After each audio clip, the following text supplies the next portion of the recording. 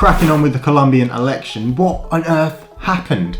Well, on May 29th, Colombians went to the polls to vote for their next president.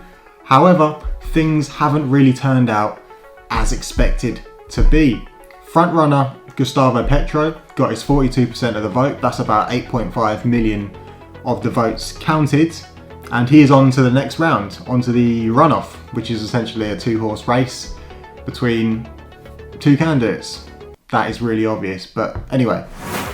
The crazy part is, Rodolfo Hernandez, an outsider candidate, produced a stunning breakthrough that wasn't anticipated, with 28% of the vote, compared to Federico Gutierrez, the other conservative / right-wing, more centrist leading candidate, with 23% of the vote. So this means you're going to have 51% of the total votes if Fico's voters decide to vote for Rodolfo in the final runoff against Gustavo Petro. Now, Rodolfo Hernandez is seen as the anti-establishment, anti-corruption candidate, and you might as well say he is Colombia's answer to Donald Trump. Make America great again. Now, he got 28% of the vote, and the guy that came in third, Fico Gutierrez, who was widely seen as the second placed candidate, has also decided to throw his weight behind Rodolfo's campaign now, which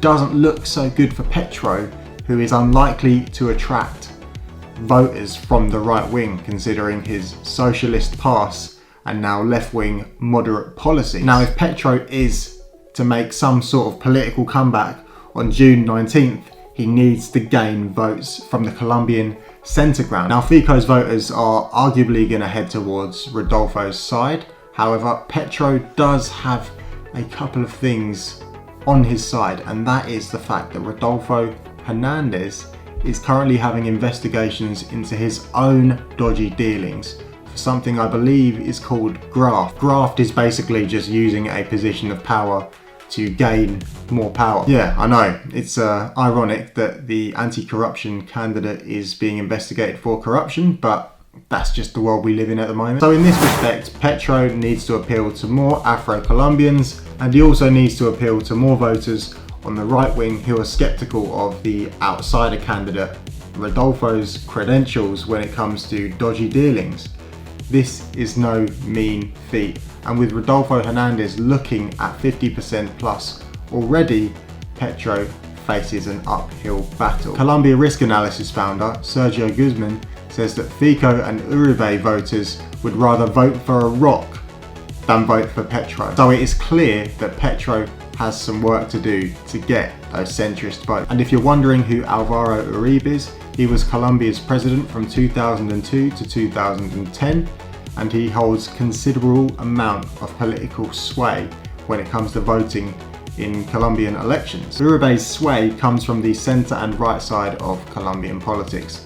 Now, this kind of spells disaster for Petro, but you never know with these things. Anything could happen. No one was expecting Rodolfo to get 28% and even get to the runoff in the first place. So who knows? Now, all is not lost for Petro. His running mate Francia Marquez appeals to the black Colombian vote and also the women's vote. This is something that Rodolfo Hernandez has a very, very poor history in dealing with. He believes that women should play a traditional role, and he has also said some very controversial things about femicide in the past. Now, it's going to be a tight race on June 19th, with both candidates, Hernandez and Petro, going face to face under the spectre of violence, corruption, and even race and assassination. However, what we do know is that whoever Colombia chooses on June 19th, it's going to irreversibly change the face of Colombia